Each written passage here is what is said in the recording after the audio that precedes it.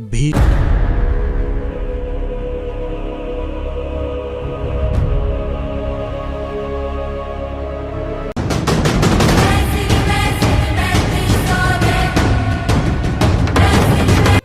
భీష్ముడు చాలా నీరసంగా కాని గొంతులో భక్తి ఉట్టిపడుతుండగా, వాసుదేవా, నా కడపటి శ్వాస వరకు నా కొరకై వేచి ఉన్నావా ప్రభూ?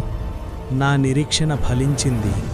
శ్రీకృష్ణుడు భీష్ముడికి మరింత దగ్గరగా వచ్చి ప్రేమగా చూస్తూ, గంగాపుత్ర, నీ ప్రతిజ్ఞ కంటే నేనేమీ గొప్పవాడిని కానుగదా. నీ ఇచ్ఛామరణం కేవలం ఒక వరం మాత్రమే కాదు. కళ్లలో నీళ్లు తిరుగుతాయి.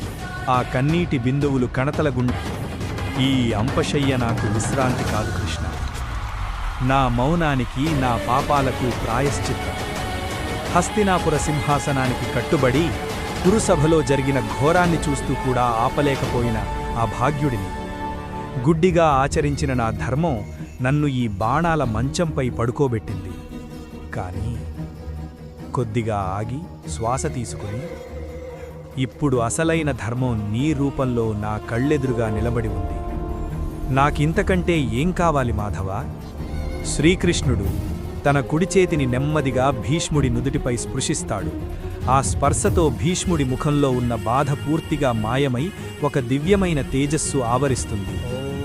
పితామహ, గడిచిపోయిన కాలాన్ని, జరిగిన యుద్ధాన్ని తలుచుకొని విచారించకండి. కురువంశానికి మీరు చేసిన సేవ అజరామరం.